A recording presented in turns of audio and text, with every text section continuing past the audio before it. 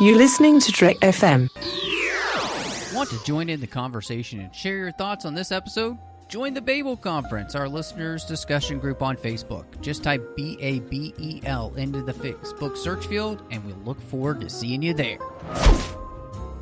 This is Steve Sansweet of Rancho Obi-Wan, and you're listening to the 602 Club.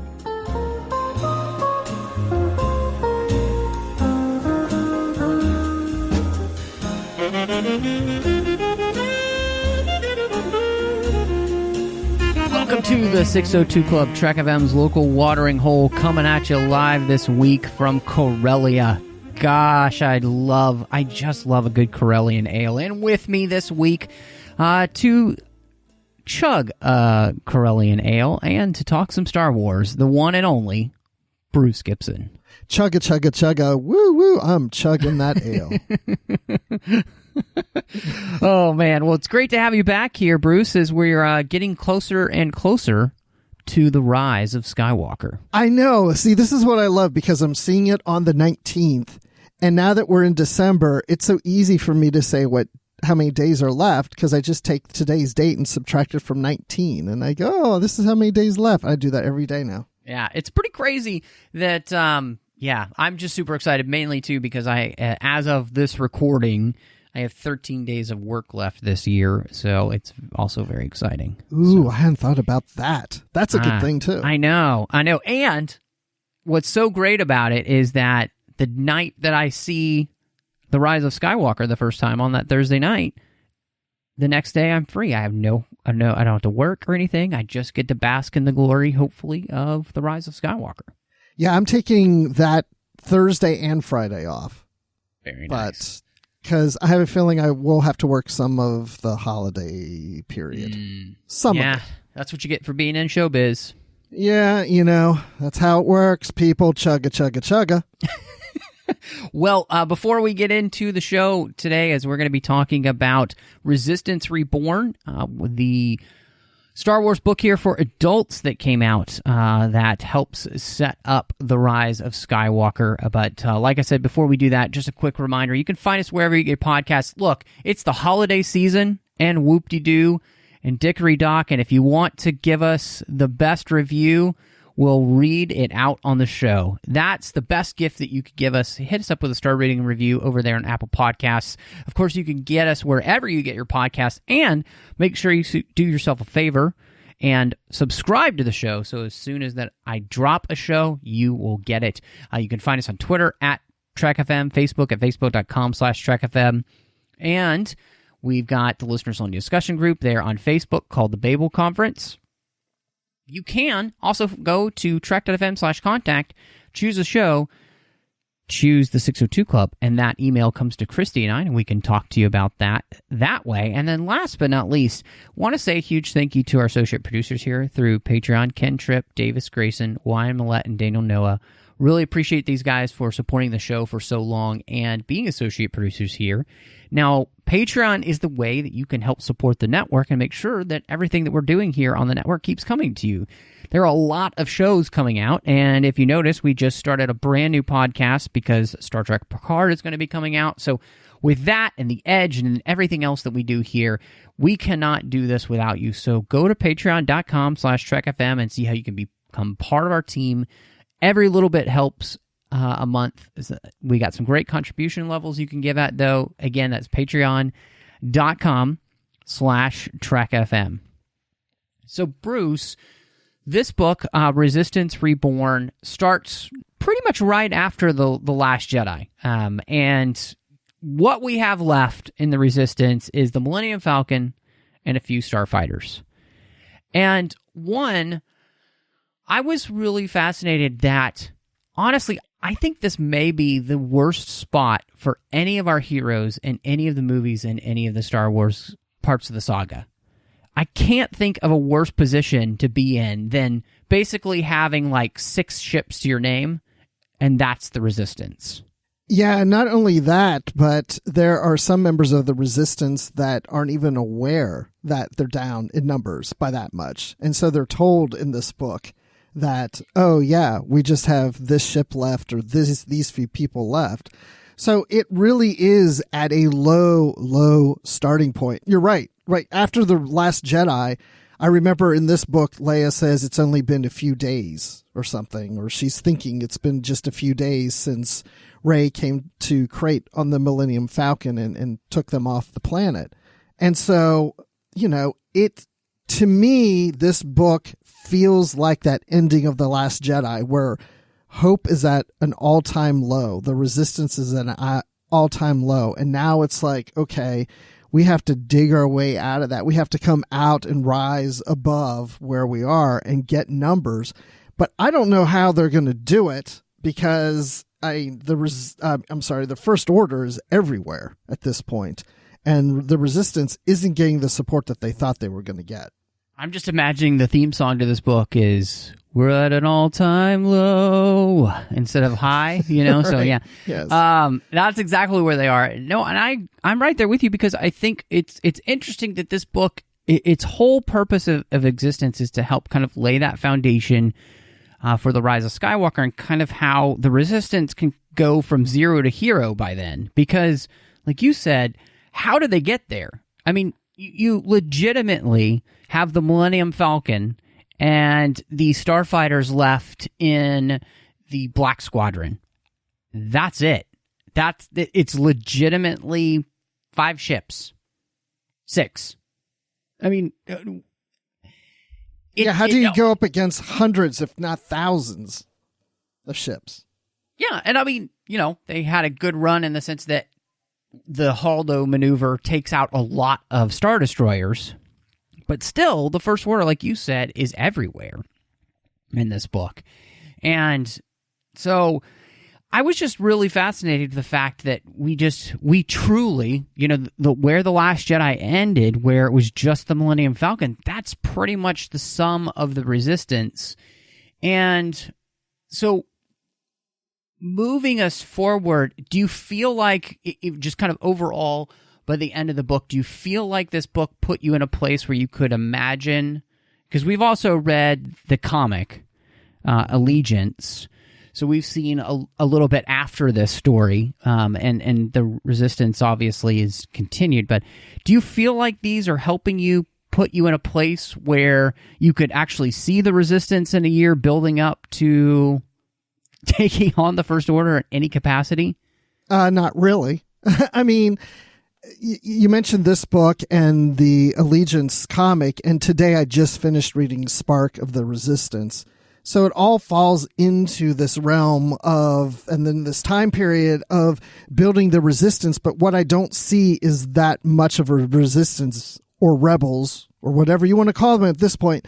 I don't see them being built as something that big and powerful yet. It's like they're still, scraping what they can gather and getting the support that they need. I mean, there's hope there. And I know that's a big message, at least here in the sequel trilogy and in these books, the whole thing about hope. But if these books are any sign of where we're going to start with the Rise of Skywalker, there's still very little of the Resistance because there's so many planets and governments out there that are afraid of the First Order and are not willing to step up. So I can't imagine reading these books, and especially this book, and going into the Rise of Skywalker and seeing, oh my gosh, look how much they build up. The Resistance has a huge army. They got tons of ships now. Maybe that's going to happen, but I'm not getting a sense in these books that's going to start that way in the Rise of Skywalker. Maybe it happens during the Rise of Skywalker that they get all these other ships.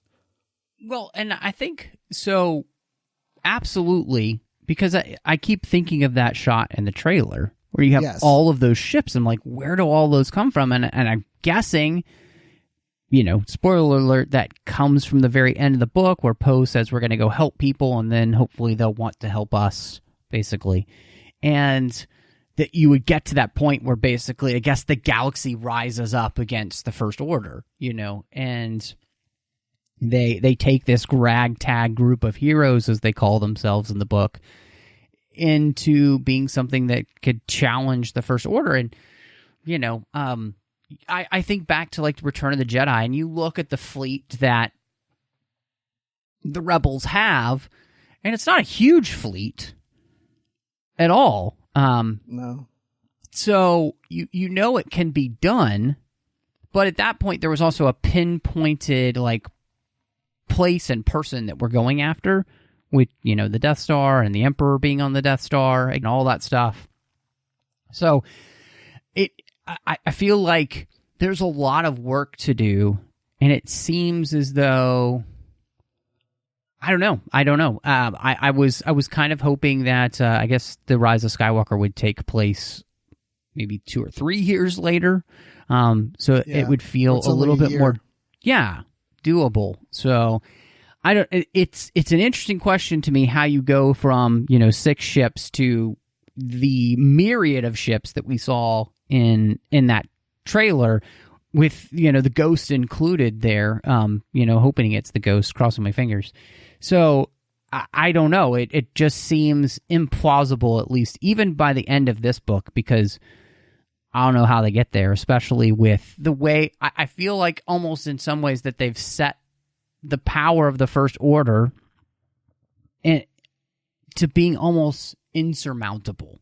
Yes, because they're everywhere. I mean, it just seems that every planet, the First Order is either there or they're coming there. So it does seem to be huge. And of course, anybody who's listening to us talk about this after seeing The Rise of Skywalker are probably laughing at some of the things that we're saying now. But since we haven't seen that movie, I'm just going to predict that what is going to happen is that all of a sudden these ships are a big surprise to the Resistance. The cavalry comes in as this big surprise, because the way these books are set up does not lead you to believe that they're going to have a full army by the time that movie starts. So something's going to happen where they're like, oh, we're at our lowest low, and all of a sudden, boom, all these ships show up. The call has been answered. They're all coming. And you need that because the First Order is so huge that you need a big resistance to go against them. And everybody's going to step up at the last minute.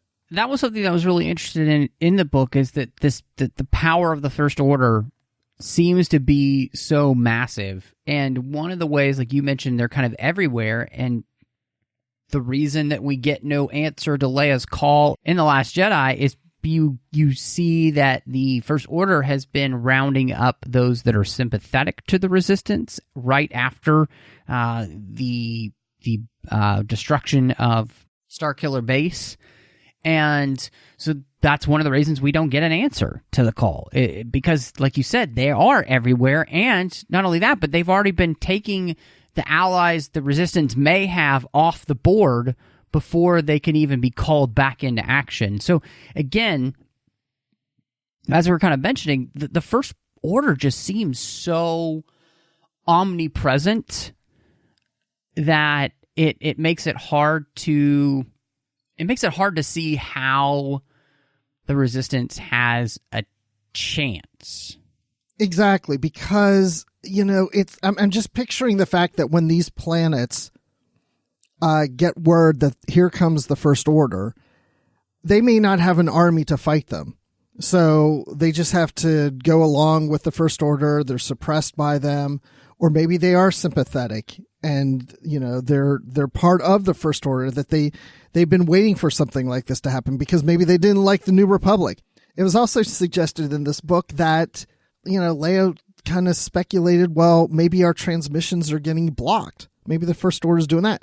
It could be a combination of all those things. So for the First Order to take over so quickly, there's so many different options that are on the table, from planets that welcome them, planets that don't welcome them but don't have an army to fight them, so they're suppressed by them, or planets who maybe are fighting or against them, but their communications are being blocked, or the Resistance communications being blocked and getting to them. And so no one really knows what's going on. The only way you know what's going on is actually showing up to the planet and see what's happening. So I think there's a lot of miscommunication. There's a lot of confusion. And like a boss of mine used to always say, wherever there's chaos, there's opportunity. And I think that's what the First Order is creating here, is a bunch of chaos, giving them the opportunity to do what they want to do. Yeah, I find that really fascinating, of the way that the First Order has gone about things, because we saw in Allegiance, and we're seeing here too, where they're coming to planets and they're demanding basically money, tribute, to not destroy your planet, so that they can rebuild the losses they sustained in The Last Jedi. But at the same time, they're also rounding up Resistance supporters so that they can't be influential or help the Resistance gain a footing again. And I think what it goes to show is really just how powerful and big the First Order was coming into The Force Awakens, which I guess kind of still leads to a lot of questions then how that was even possible in the first place. And, I feel like when this trilogy is done, there's a lot of gap filling that I would like to see because there's a lot of questions that have been raised through each of these films that I just feel like even in that, like, how does the First Order become so powerful and nobody really seemed to know about it enough that they're not, crapping their pants. Oops, I crapped my pants. Yeah, especially if they know that, oh yeah, there's this First Order and it's way out in the middle of nowhere. They're not even getting involved, but they're building an army. They've got so many ships. They got so many people involved. You would think they would be crapping their pants. Like, holy crap. Like, no pun intended. But it's like they're building up a huge army. They're going to invade any day now. We got to take them out before they even come here. But they just seem to have, well, we're fine. We're not worried about the First Order, except, we have this, group called the Resistance, led by Leia. That's, they're kind of protecting us. They're kind of watching things, but, we're not that worried. At least that's what it seems like to me. I mean, if anything, you would think going into this trilogy, if there's a First Order like that, to that magnitude, that the New Republic would know about it, and you would see a huge New Republic army that is just waiting or getting ready to attack themselves. And when you come into the new trilogy, it would be like, holy crap, look at this. We thought there's been peace all these years, but instead, both sides are preparing for war, and no one has made the first shot yet. And you're just anticipating what is going to happen. Absolutely. And, I think this is this book here is really a book that helps kind of sell that, the fact that we are in this place, like that the First Order really is this powerful. And again, it's going to be interesting then to see the film, to see how in the world the Resistance can find a way to exist. Even find a way to exist, which is going to be really interesting. So, which they should really be angry. That's the one thing we're missing from these. I would think people in the Resistance should really be angry that they really weren't supported and that the New Republic was not backing them with a stronger army and doing anything to prevent the First Order from even coming to attack. Like, they're just sitting ducks. They're just waiting for something to happen. I mean, now the results is, the capital planet has been destroyed. The government's in disarray. It's gone. And it's like, there's just a few of us left. And you would think somebody would be saying they should have listened to us. No one listened to us. They just allowed this to happen. And now we're in the situation that we're in. Well, Bruce, you see, what you don't understand is that, the First Order is really just the JV squad. You don't have to worry about them. So, yeah, there's some interesting things to me always has been about this trilogy, where there's some interesting politics in there about, looking at, threats and that kind of stuff and whether or not you take them seriously or not. So, yeah, I mean, in this book, again, as we're saying, really goes to show the power of the First Order. This is a mighty organization and one that has the ability, it looks like, to extinguish, the spark of the Resistance. And so I think that what I'm really fascinated to see now is the final film, to see how it plays out. And I think the thing that this book does, kind of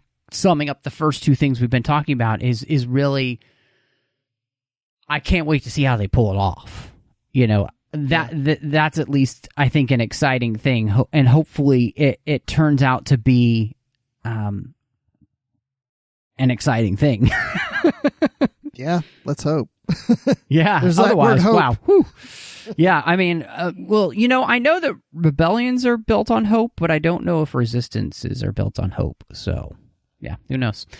So, one of the interesting parts of this book is that this is really a story about redeeming the resistance. And in many ways, this story revolves around Poe and his finding penance, redemption for his actions in The Last Jedi. But it's what I found so interesting is the way that it's not just him.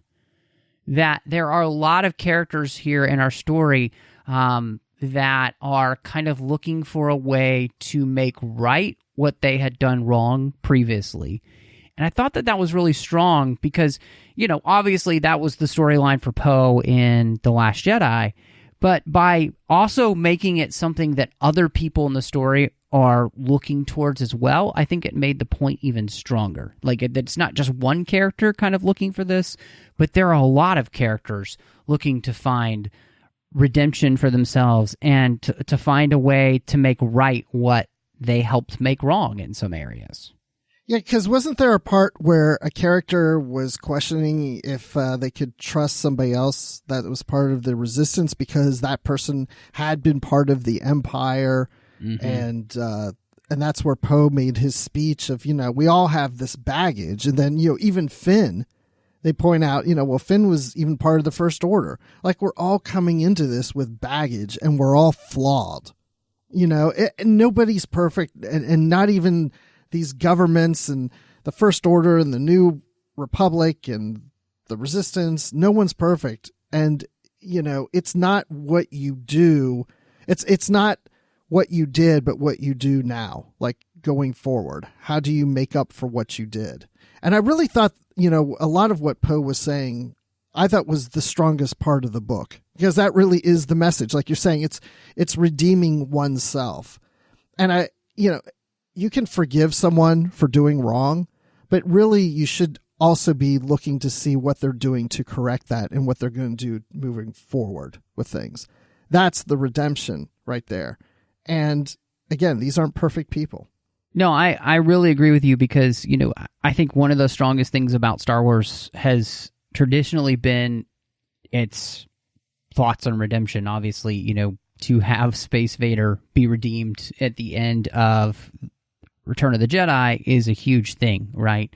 But that redemption is not just about, saying one is sorry, but it's about turning around and doing the opposite, making a different choice, And I thought that was what was really clear here in the book, was that redemption requires action too. You can't just say you're sorry, but it truly means taking a different course, a different path, And what I loved is that, Poe says that it's a chance to change the galaxy, to change ourselves, and it's a choice. And I love that you get Zay from Battlefront 2 saying a choice to be better, right? And I thought that was really strong because, by alluding to the fact that we've all royally screwed up in our lives so many times that sometimes it can be a downer, the way to move forward for all of us is to find a way to be better, to learn the lesson from our mistake, to turn around and walk the other way, and I just think that's a really strong thing, because if someone wants, forgiveness in this world, to earn forgiveness from somebody, obviously it's a gift that somebody gives you, forgiveness, but to really truly earn that in our world, there has to be action showing that you're also going to be willing to change too, and I think it's just really important. I've seen so much of our world kind of move into a place where forgiveness just doesn't even seem to be on the table for people, even if they're willingly turned around, and been different. We've all done dumb things in our lives that we wish we could take back, stupid things, horrible things even. And if we aren't willing to give each other the chance to be better, then none of us have a chance. What you were just saying made me start to think about Luke. And I'm talking about the Luke in The Last Jedi. Yes, I know. He's the same Luke in all the movies. But when we see Luke in The Last Jedi, it's like he's not perfect either.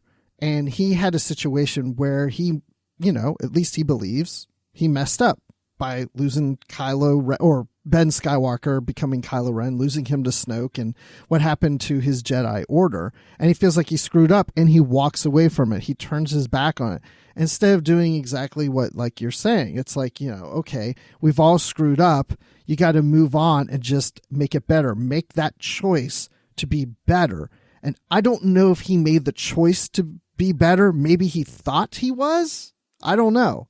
But I think that's a lesson that he could have learned from this. And maybe that's part of the message that we're going to get in the next movie, is this choice to be better. About when you're down, when you do things wrong, you just pick yourself back up and you just got to keep going. You just got to make up for it and just keep going and keep doing the right things. And maybe that's part of the character of Luke, is he had so many successes that when he messed up and failed, he just didn't know what to do about it. And he just closes himself off. And he really needs to sit down with Poe and have Poe tell him, look, man, I've screwed up too. But you know what? You can make a choice and do better. Yeah, I think that's really good. And it's funny how that kind of applies. Last week, Christy and I talked about Frozen 2. And one of the big themes of that movie is when things aren't clear, when you don't know what to do, the only thing to do is to do the next right thing.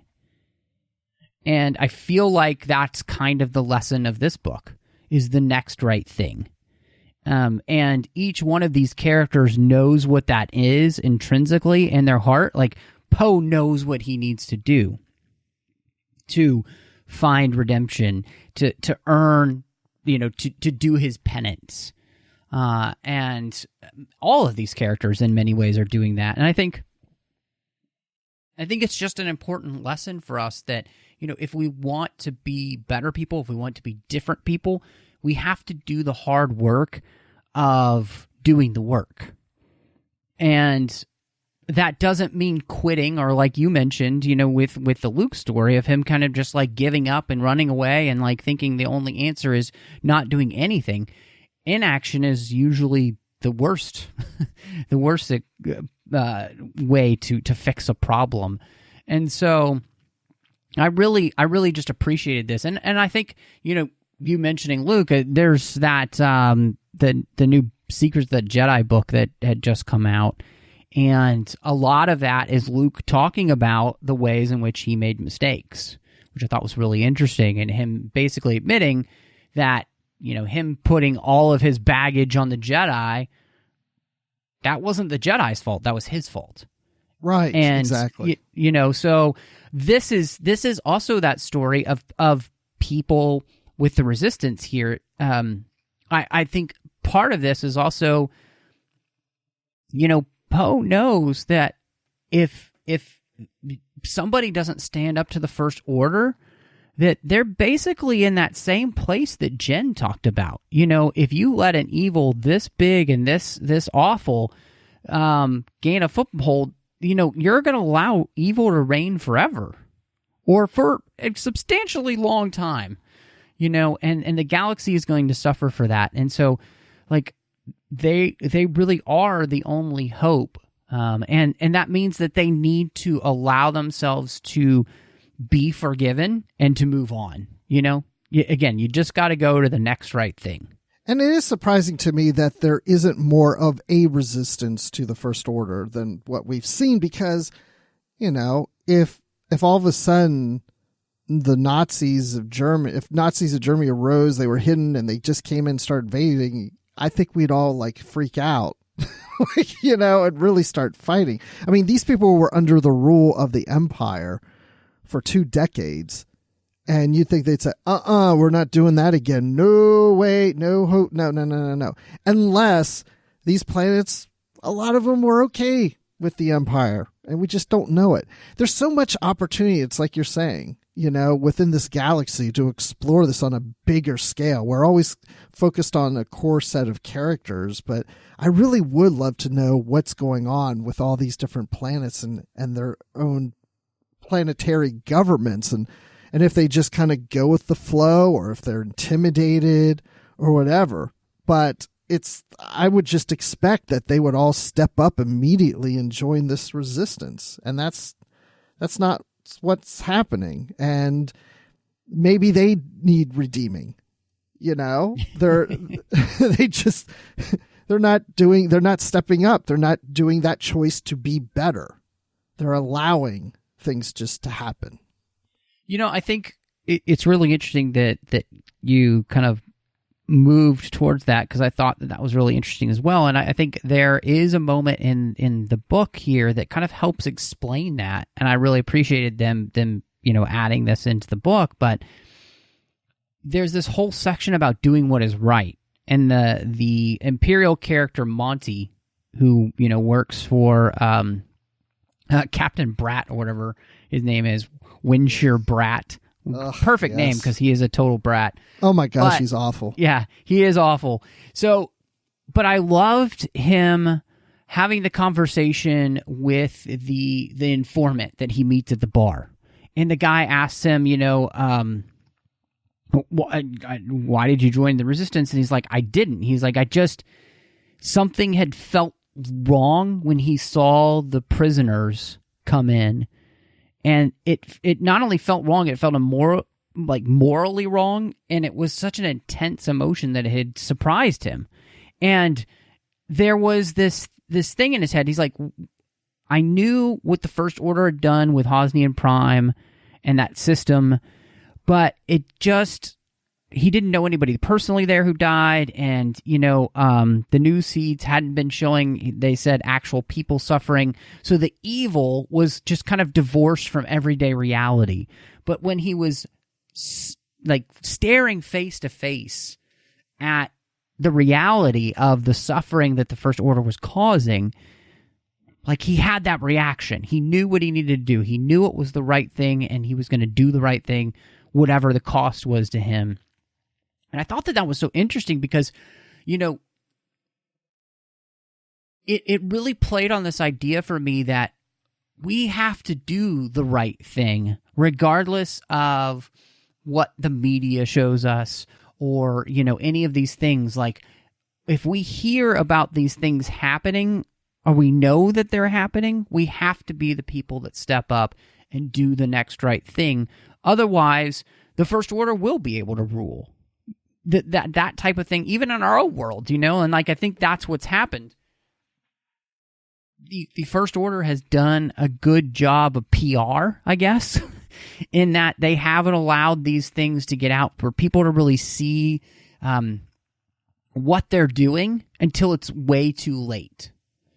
And this, Monty being confronted by that makes that change to do what is right. And I just thought that was really interesting way of kind of showing how easy it is for people to just go along with the flow when they don't see evil face to face in a way that shows itself to be evil. And in many ways, it seems like the First Order has kind of been able to maybe portray themselves as angels of light when they're really the devil, Yeah, that's why I said earlier about wherever there's chaos, there's opportunity. And that's what the First Order is taking advantage of right now. Because if people aren't seeing news feeds of what's going on, there's a lot of confusion. And I mean, we watch a movie and we read these books or whatever, and we know everything that really we need to know that's going on. But if you're living in this galaxy, you may be sitting there on the planet going did you hear that maybe the New Republic has been destroyed? How would that happen? Would the First Order what is that? And who's the first? There may be all kinds of confusion, and everybody's just going their daily lives. And well, that doesn't really affect me. I mean, how many times do we read books of people, of planets that are in the outer, rim, and, we're out here in the distance. No one affects us. We're on our own. We do our own thing. And there might be this gullible thought that, it doesn't really affect us. It doesn't really bother. And then there's those few planets that are affected. And maybe the First Order isn't as big as we're thinking. They're just very strategic as to where they're going.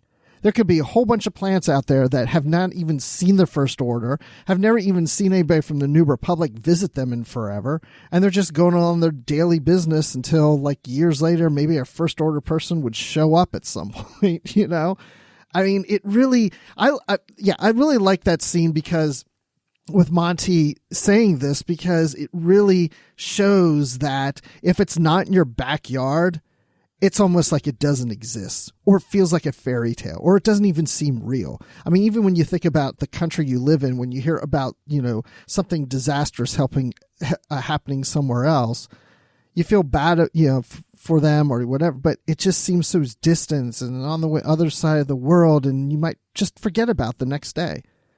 And I mean, that's just the way it is until it actually is in front of you. Then that affects you. You remember when we were reading and talking about Black Spire, and one of the characters' grandmother says that, basically? The fact that it's so far away, the First Order, why would they care about us?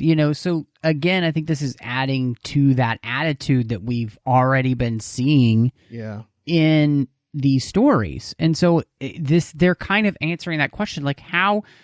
Because this same thing, and obviously there's a reflection there of the way that the Empire was able to take over, because at first it seems benevolent, and then it kind of shows its true colors, and by that point it's too late. And in many ways, the First Order is doing that same thing.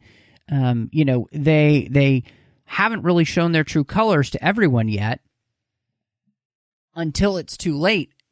But what's interesting, I found, is that with that story we got with the First Order with Yama, Mahdi, and Brat, I think we're seeing the way in which the First Order will be beaten. And because the characters that we've seen in the upper echelons of the First Order are a lot like Brat, and there are people who are going to be able to be beaten because they're so selfish, they're so overconfident in who they are, and all of those things that leads to destruction. And it's the exact same thing, that Luke says to the Emperor, your overconfidence is your weakness. And the First Order, I think, has overconfidence in its strength and its numbers and who it is. And yet, we see them being beaten. And not only that, but they're doing this thing right now, like we read that comic too.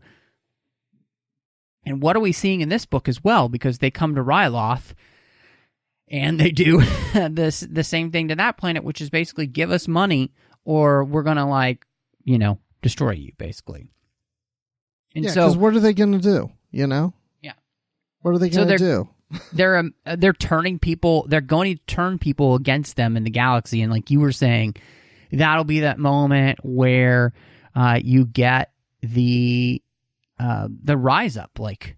People are going to be tired of it, and they're gonna turn against the First Order.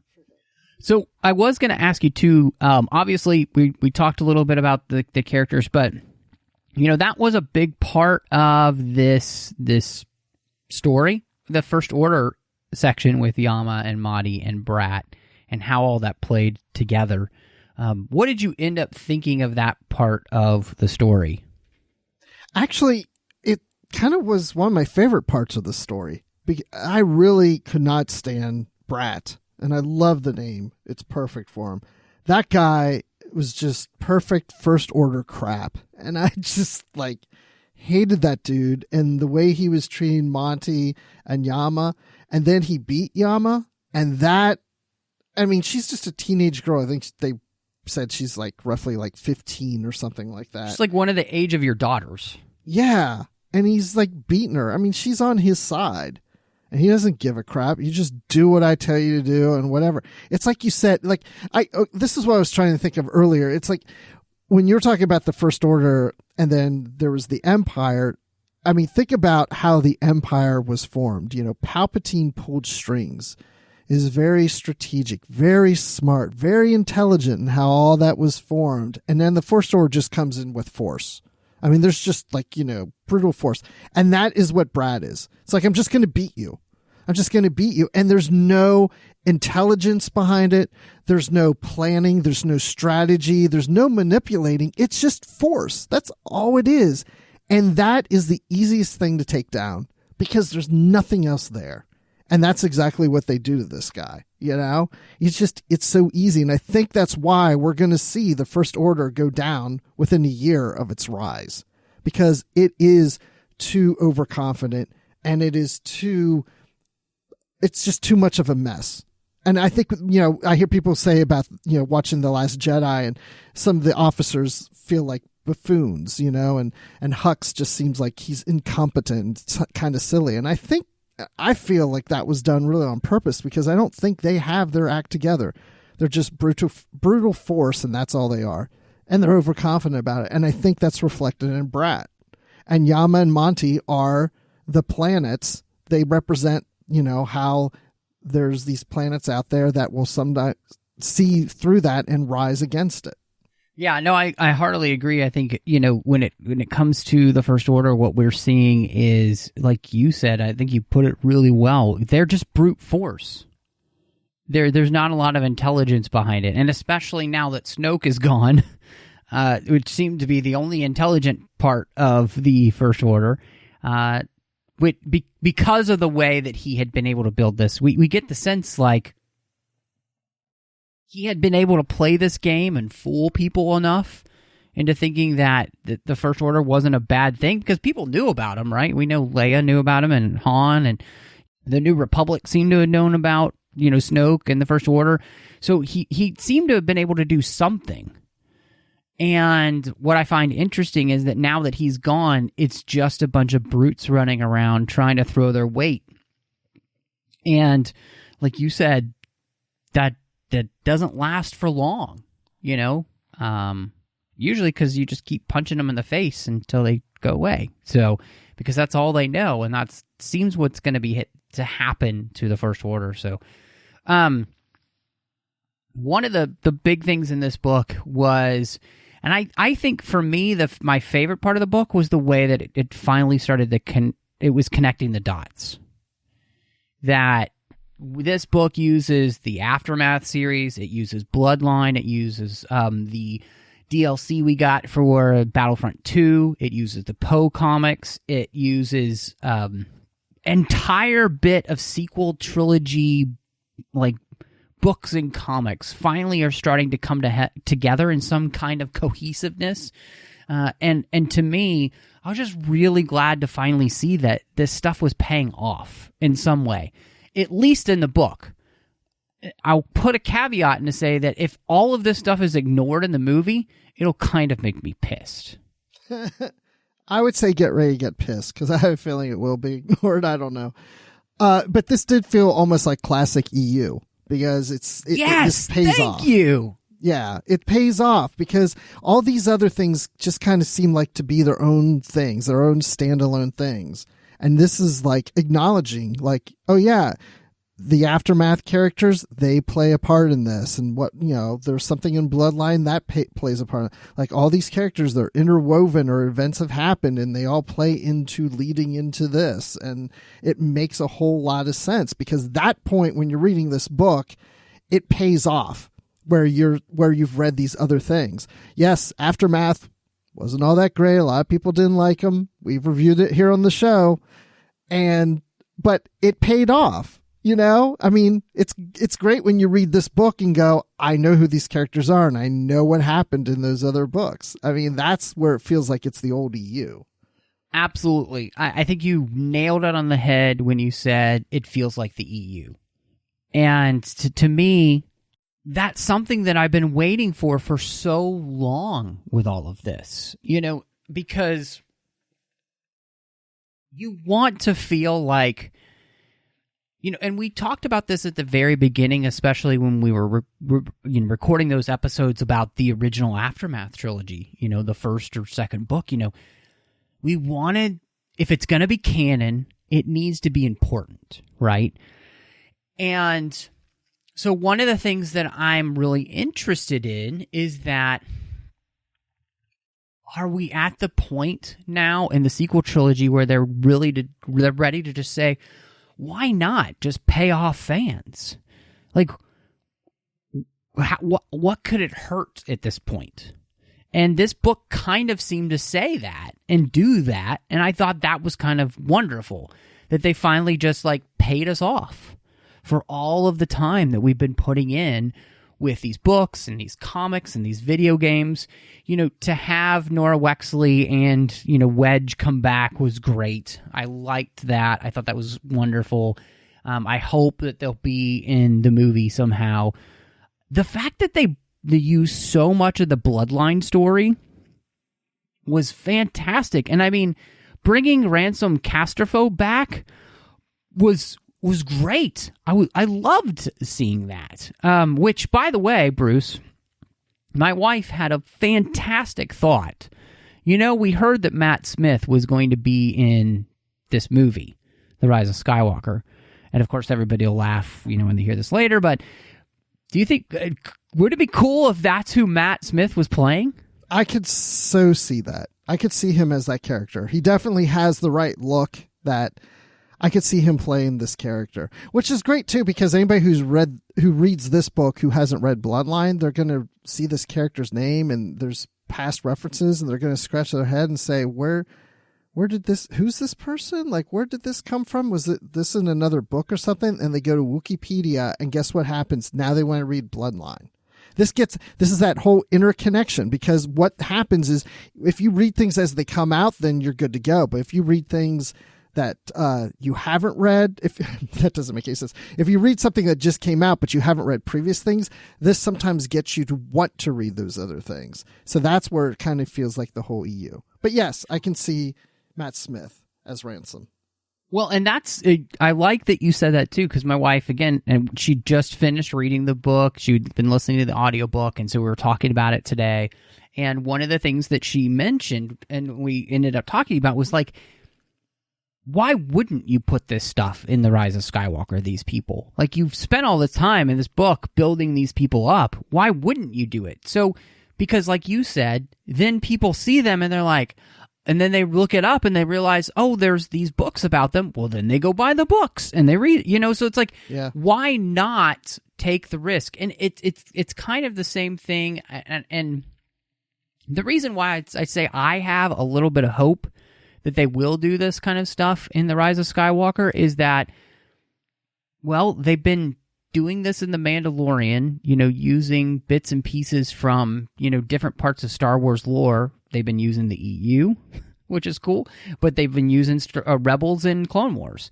Solo brought in, you know, Darth Maul. They just went for it. You know, so we've seen places in Star Wars where they're starting to do this, and they've also been a little bit bolder in, I would say, their video games. I just played through Jedi Fallen Order, and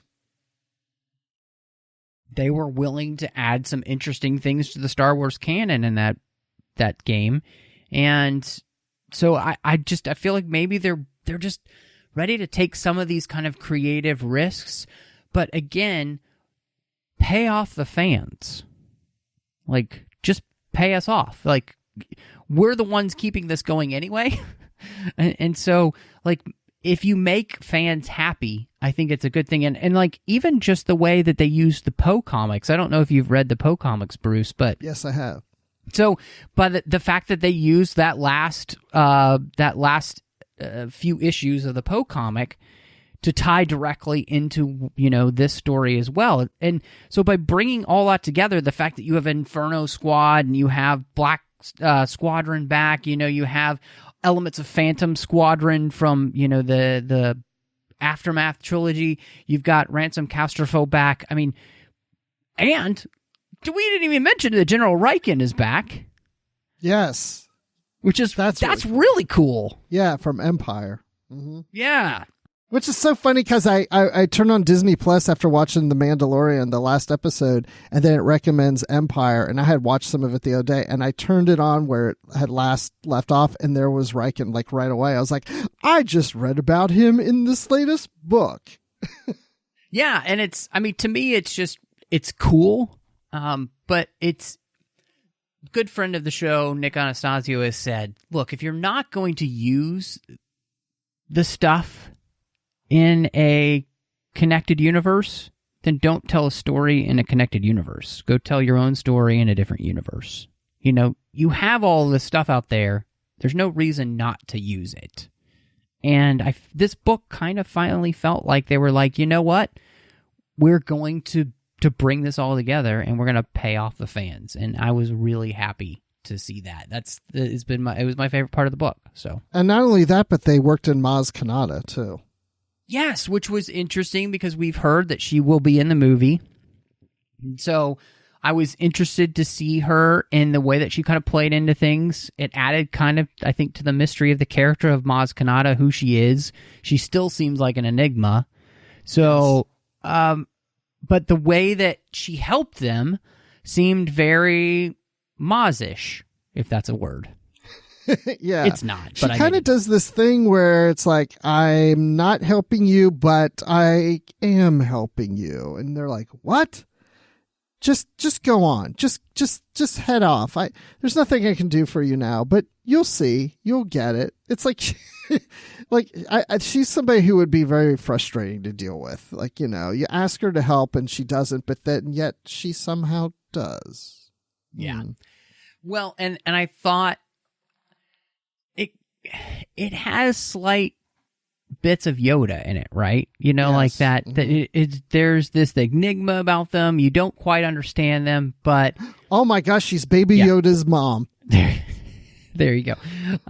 So I like that. Another couple of random things. So do you think that Rose know that Finn thinks they're just friends? That's a good question. At the time when I read the book, I just assumed that she does. I felt that it was kind of like, oh yeah, by the way, you remember that thing at the end of The Last Jedi where we're just letting you know that nothing came of that. Okay. And I just was like, oh, okay, we're just brushing that off like it never happened. It didn't mean anything. But you're right.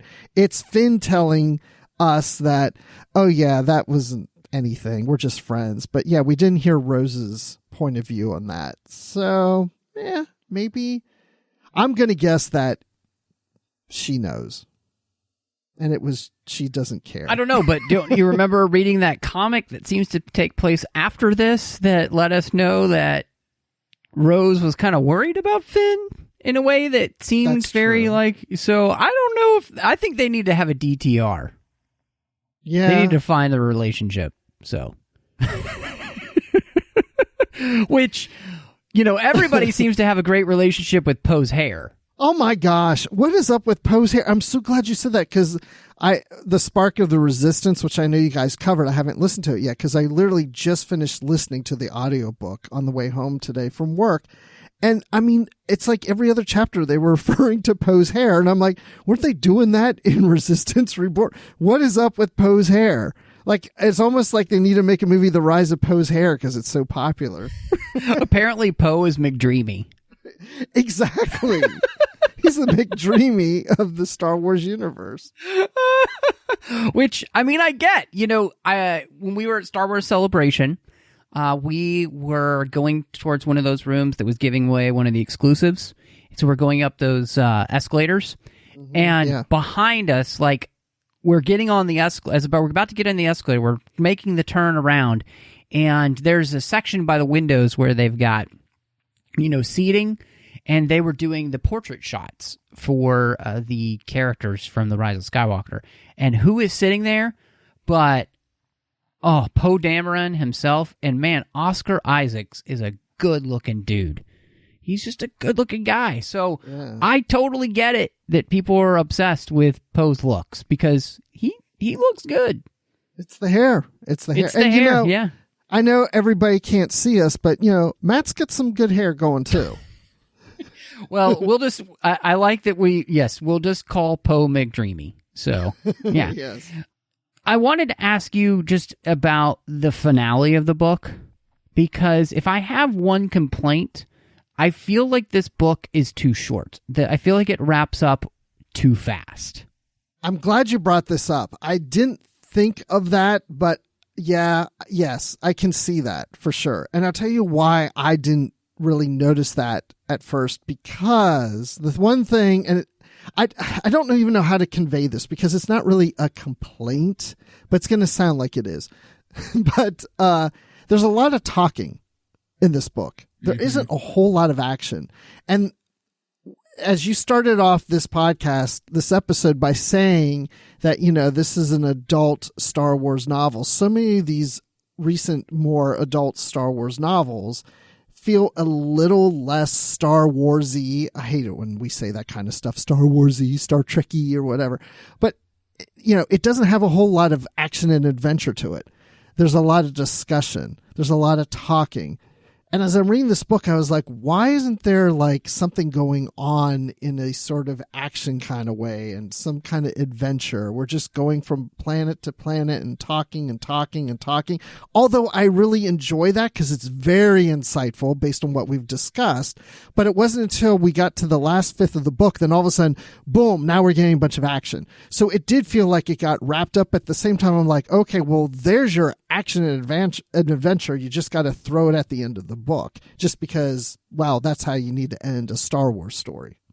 Yeah, I think the thing about it to me was the author threw a lot of problems at the characters in each of the different missions, because what's crazy about this book is they all come together and they then go on 3 different missions.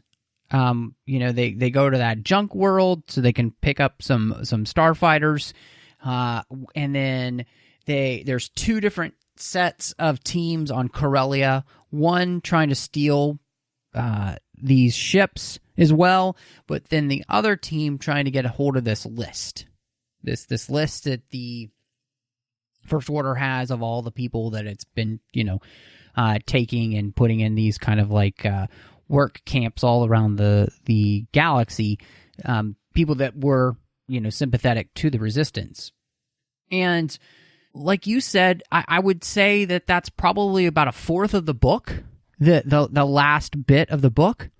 And it just goes by like that. And it just felt like it was a little rushed. And I also felt like it would have been actually nice to have a little bit more at the end, like after these missions, and allowed maybe us to have connected better with, the comic that, the Allegiance or Spark of the Resistance, to just give us a little bit more on, kind of the status then of the Resistance. Because we spent so much time on how little they had that it would have been nice to kind of have put them in a place where we're seeing how they could come over the horizon, but it just felt it's really rushed. And then Poe gives a speech at the end and we're done. Yeah, that's pretty much how it is. And then I almost felt like it ended that way so it would allow for these other books to fill in the rest of the year before the Rise of Skywalker. Not much of a horizon, not much of a hope. It's just, we're going to kind of continue in this direction for a while. Yeah. So I guess, all in all, it comes down to what you would rate then Resistance Reborn. Well, I really did enjoy this book. Again, it didn't have a whole lot of action going on in it, a lot of talking, but I like a lot of that insight. I thought there were some great character moments. I really loved some moments between Poe and Finn. There weren't a whole lot of those, but what we did get, I really liked. Rey was in the book. We didn't get much of Rey, though. We got some scenes with Rey and Leia, which I liked. But I was kind of missing the fact that Rey was just kind of like a background character, like a very minor character. But that was fine, because I liked getting to see a little more of Poe. I know you can't concentrate on everybody, but it was great seeing Poe with the Black Squadron and just really seeing those minor characters being developed and their interaction and their infighting with each other and learning from each other, and just learning how the Resistance is going at this moment with the First Order and how it's just, there isn't much of a resistance group, and how are they going to go up against this big and organization and all what's going with the planets and such. So anyway, long story short, I'm going to give this 400 out of 500 First Order ships that we still don't know what the other 100 are doing yet. I think Rebecca Roanhorse did a very good job with this book. And like you said, the beauty of this book is that it does feel like the old EU in the sense that it has all these pieces on the board that it's not afraid to use. And I love that.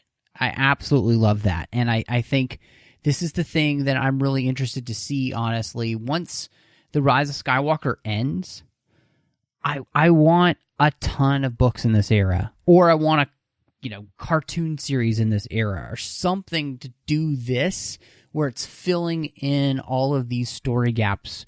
And it'll be interesting, obviously, to see what questions we still have left once The Rise of Skywalker comes out. But I think this book did a great job of kind of helping set maybe the foundation for what the Resistance will look like when we get to, when we get to The Rise of Skywalker. I like to think that the Corellian Corvette that we see in the trailer is the one that they stole here from Corellia. So that's fun. And, I hope that we see Ransom Castrofo and we see Wexley, Nora Wexley, and Wedge. I hope we see somebody playing Riken. All of these. I hope we see all of Black Squadron. We had Jess in The Force Awakens. I hope we see her back. So all of that kind of stuff. I just want this stuff to be there because I think this book, when it's at its best, it's paying off the fans. And I hope that the film does that as well. So, Bruce, we have a brand new segment here on the 602 Club. It's called Recommendations. And that's where we recommend something that we've either been reading or watching or listening to. And so I'm wondering, what are you going to recommend to the listeners? Okay, so I do want to recommend something, but it's something I haven't read.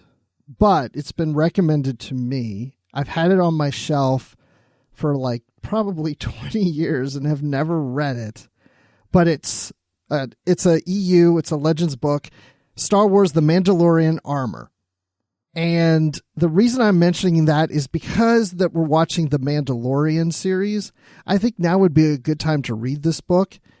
It's by K.W. Jeter. And spoiler alert, Boba Fett survives the Sarlacc pit. And I think it would just be an interesting read now that we've had The Mandalorian, and that's going to be ending its season soon. And then going into a book called The Mandalorian Armor, I think is a good recommendation. Yeah, that's awesome, man. I am going to recommend season 4 of The Man in the High Castle. Been watching that, and I only have 2 episodes left, and I'm really enjoying it. So I'm going to recommend that. We've covered the last 3 seasons on the 602 Club, and hopefully we'll get Nick back as we go into the new year to talk about that too. So I highly recommend that. I'm really interested to see how it all wraps up. But Bruce, if anyone wants to catch up with you, it's so great having you back. We'll love having you here in the 602 Club to talk about another Star Wars book. Where can people find you? You can find me on Twitter at Admiral_Rex. You can find me here on the network doing Literary Treks with Dan Gunther and Live from the Edge, where we do a live show on YouTube the day after a Discovery premiere, and that's with Brandy Giacola.